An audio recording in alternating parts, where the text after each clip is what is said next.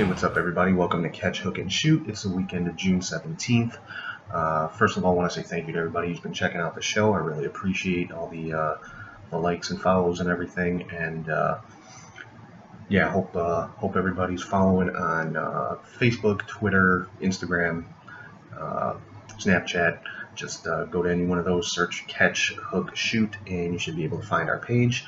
Working on getting the podcast distributed to some other outlets, so it's not just on Podbean. It'll be available other places. I'll be putting out more information on that as soon as that's all done. It's in the works right now, so hopefully that'll be coming in the next few days.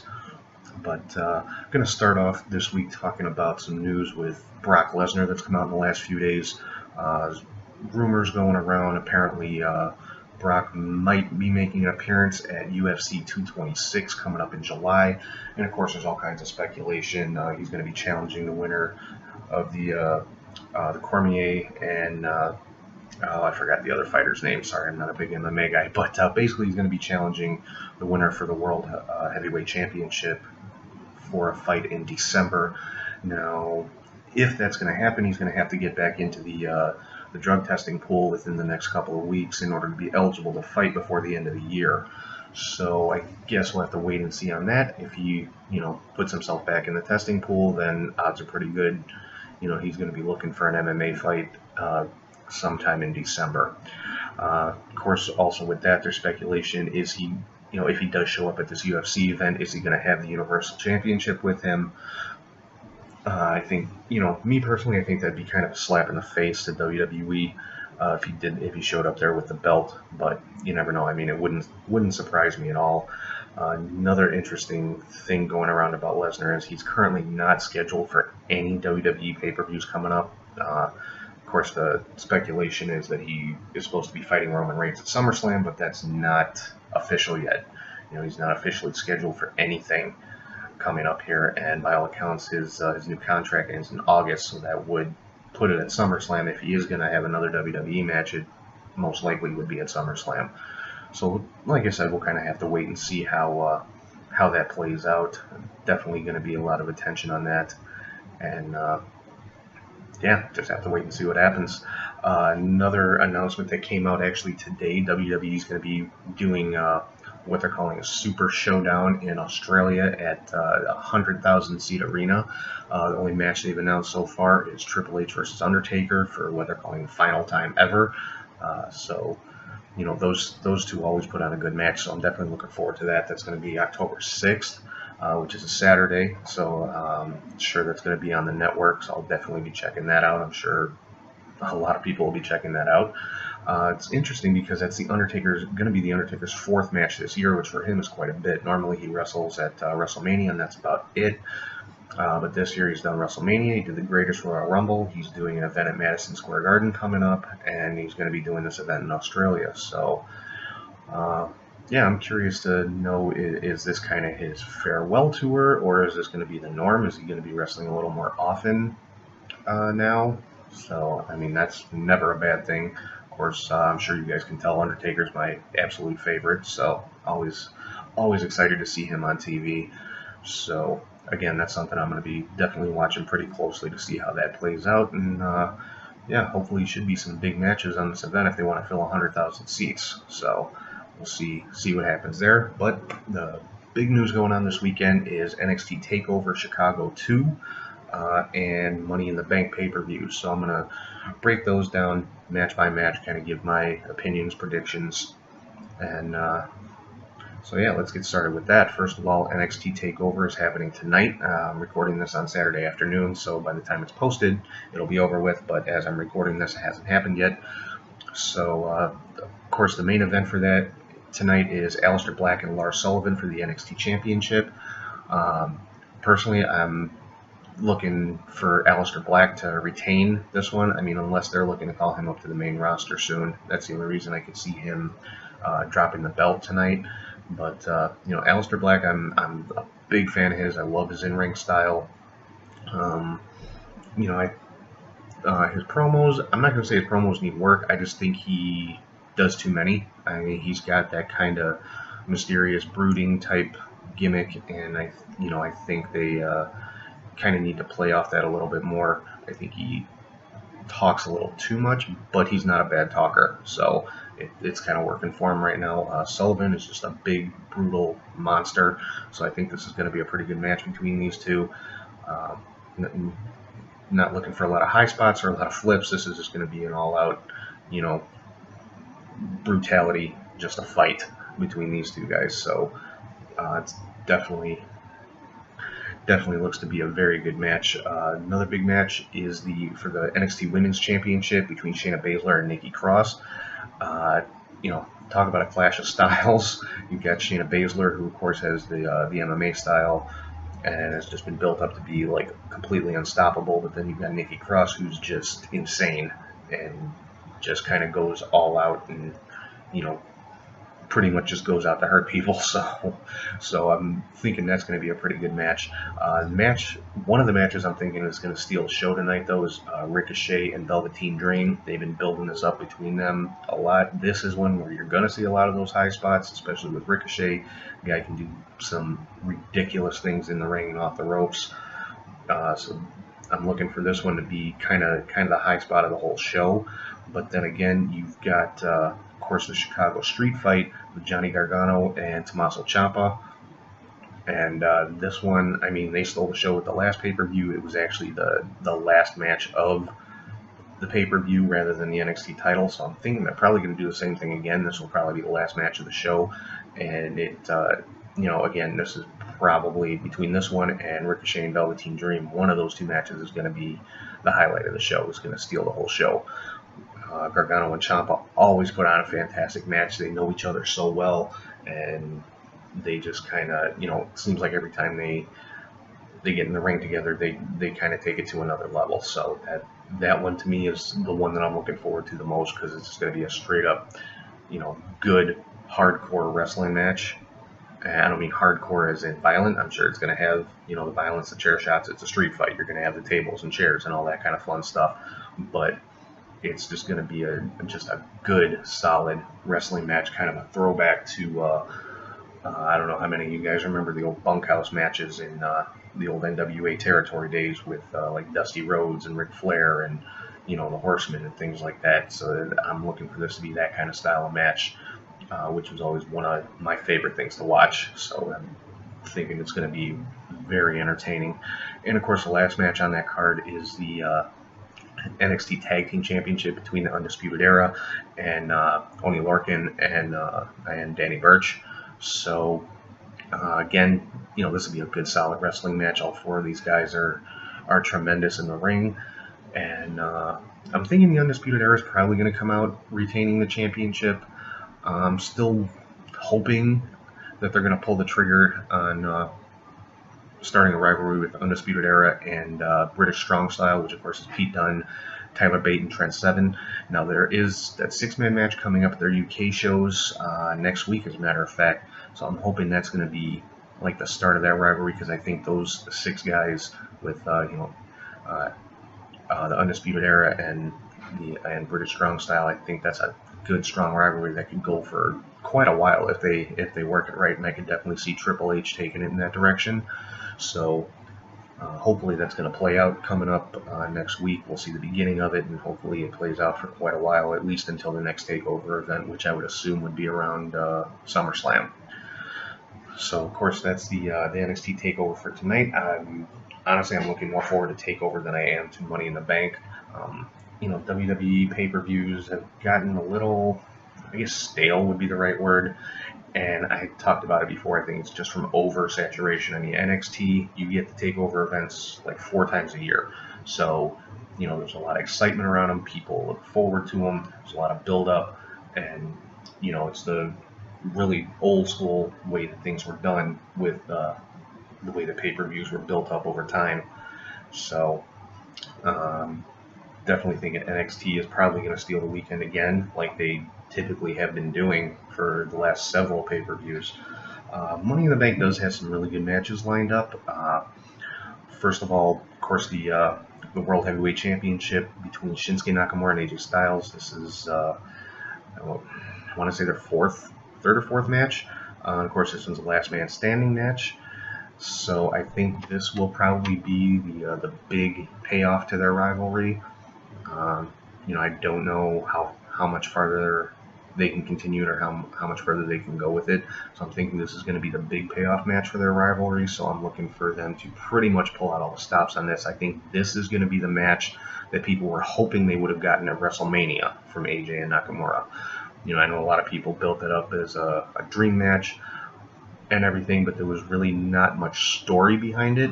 So all of the storytelling had to be done in the ring, and the WrestleMania match kind of acted more as a start to the rivalry rather than a finish. I think the match tonight is going to be the finish. Like I said, it's going to be the big payoff.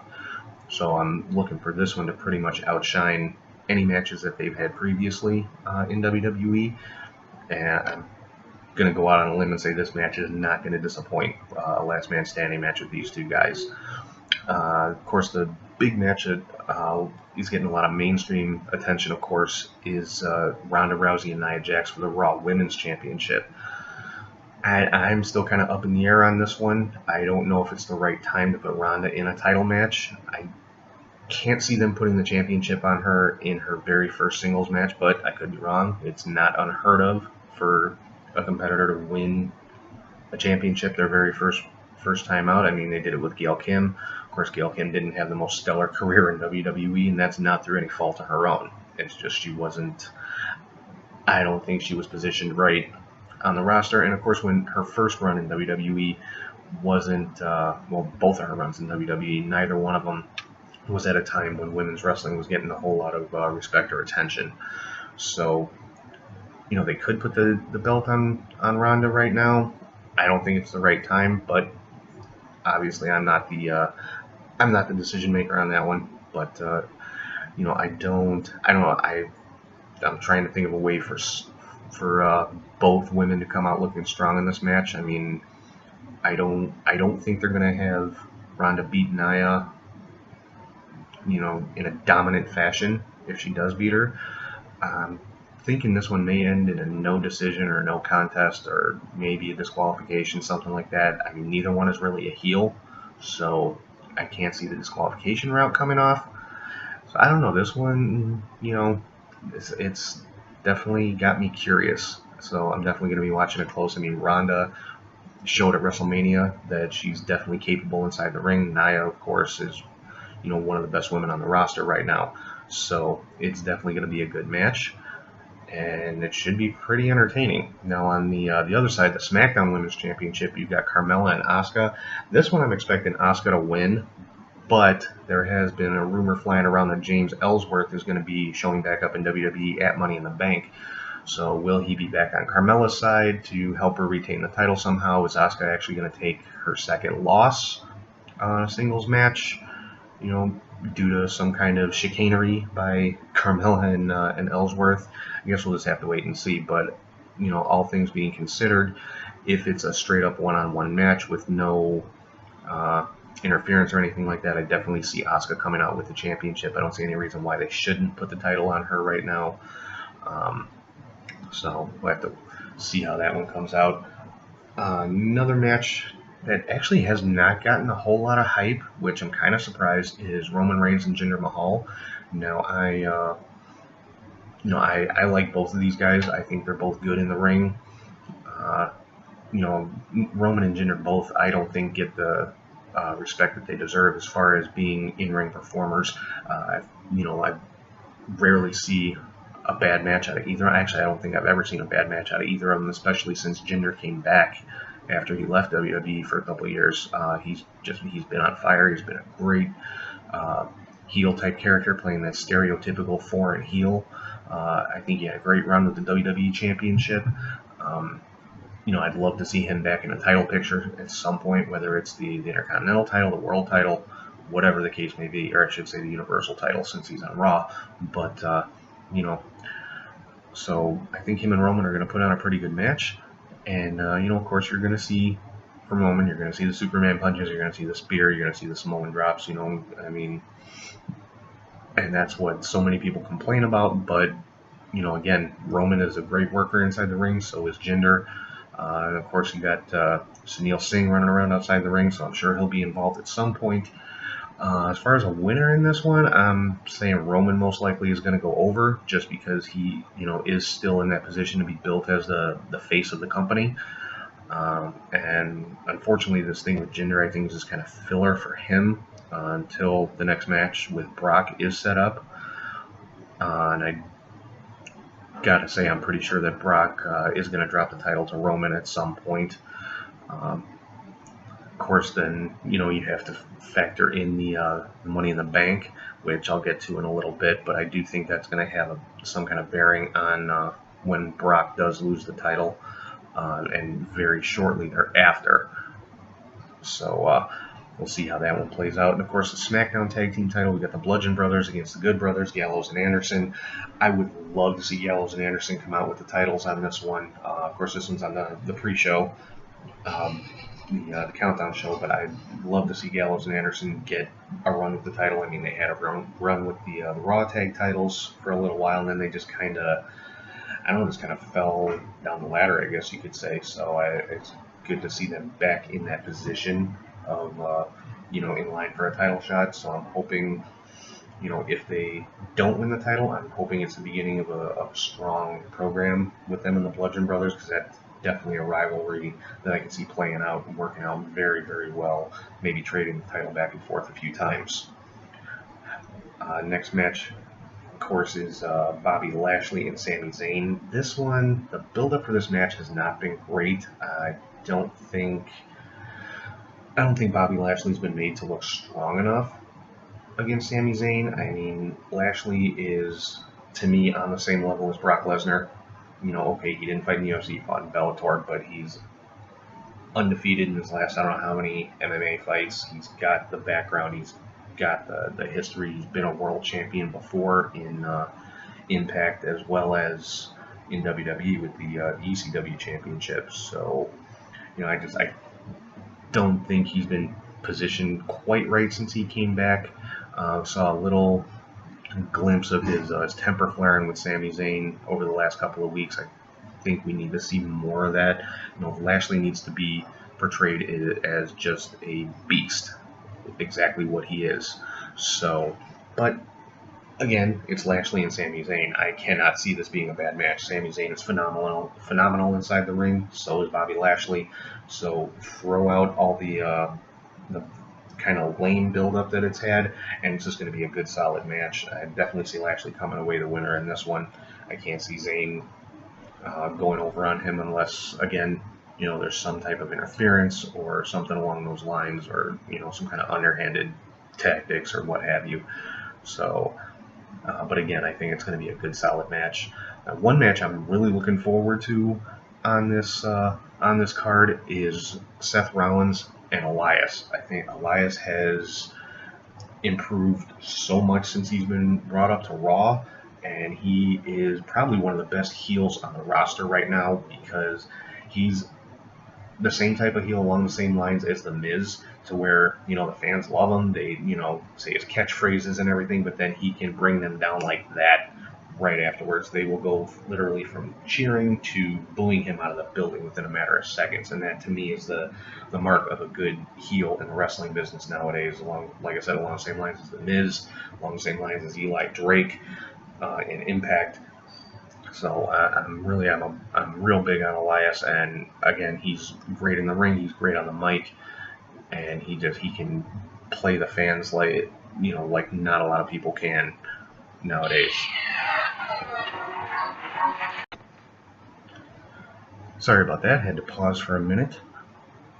But anyway, like I was saying, so yeah, I'm not really sure as far as the winner between Elias and Rollins. I could definitely see them putting the IC title on Elias for a little run.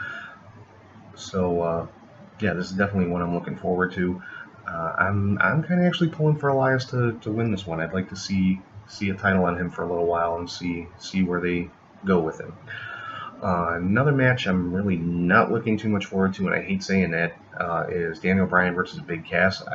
I'm a huge fan of Daniel Bryan, not such a big fan of Big Cass. I mean, he, he's a great big guy, but he needs to play the big guy role. I think he tries to be kind of too funny, in his promos and stuff like that.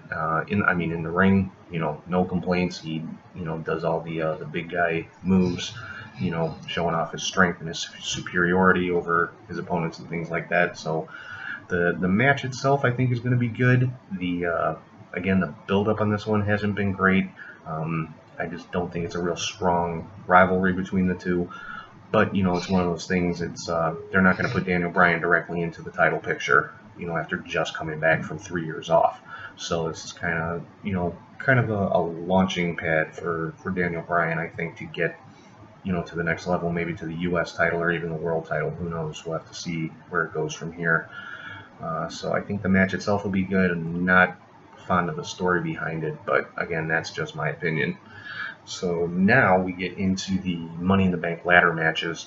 Of course, with first of all the women's Money in the Bank match, and the 8 women in that are Ember Moon, Charlotte Flair, Alexa Bliss, Becky Lynch, Natalya, Lana, Naomi, and Sasha Banks. This one, I'm kind of up in the air. I'm not really sure what direction they're going to go with this, because I think a couple of these entrants are actually kind of surprises to me, like Lana and Natalya. I honestly expected to see possibly Bayley and maybe one of the Riot Squad or something like that in there. So like maybe Ruby Riot or Sonya Deville. I know Sonya Deville's not in the Riot Squad, but you get my point. But so I'm thinking if it's not Charlotte that comes away with it, I kind of have a feeling it may be Natty. I think it may tie into the Raw Women's Championship match a little bit. If Ronda comes away with that title and Natty comes away with the briefcase, I could definitely see them playing off of the friendship between these two and turning it into a rivalry. Kind of Natty screwing over Ronda. I mean, maybe Natty wins it tonight and cashes in tonight right after Ronda wins. Has a grueling match with Nia Jax. Here comes Natty and just kind of picks up the scraps and picks up the win and comes away with the title. I could definitely see it going that route, and then just, that'd be Ronda's first big rivalry in WWE with Natalya. So, and I think it'd be a damn good rivalry too, because, I mean, there's not too many women that are better in the ring than Natty. And Ronda's, like I said, already proven that she can go in that ring. I mean, she's, her first match was at WrestleMania and she killed it, and she's only going to get better. So I think a rivalry between those two would be outstanding. Or maybe somehow Natty interferes in the match and costs Ronda the match somehow. Maybe she decides to cash in and make it a triple threat and kind of screws Ronda that way. So that's kind of my thought for the direction of the women's match. I'm thinking Natty's going to come away with the briefcase and is going to have some kind of impact on the women's title match. Of course, if the women's title match happens before the ladder match, then that's all out the window. But that's my take right now. And finally, we have the men's Money in the Bank match with Braun Strowman, Finn Balor, The Miz, Rusev, Kevin Owens, Samoa Joe, Bobby Roode, and one member of the New Day. They still haven't said. Rumors going around is it's going to be Big E. He's going to get a little bit of a singles push. I don't think they're going to take him out of the New Day, because the New Day is still too hot to split them up like that. So, but I could see Big E getting into a title picture. Him becoming like the big singles guy, and then Kofi and Woods being the tag team guys. So I could definitely see that going, because but truthfully, any one of those guys could make a good singles run, as long as they don't split up the entire unit. So, but my guess is Big E is going to be the one in the ladder match. As far as a winner for this one, it's kind of up in the air. There's a lot of talent in that ring. Kind of surprised that they put Bobby Roode in the match, but definitely a good surprise. I mean, Roode, I don't like Bobby Roode as a babyface. He is just a natural heel, and he is so good at it. It's what he was a majority of his time in Impact and also in NXT. So I'm hoping, he'll make that switch sometime soon. I know everybody loves his entrance music and things like that, but Bobby Roode coming out smiling and shaking hands, it just doesn't look right to me. I love Bobby Roode as a heel, so I'm hoping that they'll kind of take him down that path, sooner rather than later.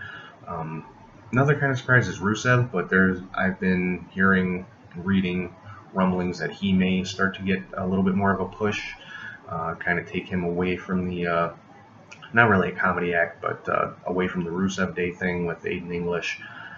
So we'll have to see what happens with him. But I'm pretty much thinking Braun Strowman's going to come away with this. They built him up to be too much of a just unstoppable beast, and I can't see. I mean, unless they gang up on him 7-on-1 and somebody just kind of breaks away from the pack and sneaks up the ladder and grabs a briefcase, I don't see it really going too many other ways. I would, honestly, for me, I would love to see either Finn Balor or Samoa Joe come away with the briefcase, because I'd love to see both of them in a title picture, honestly.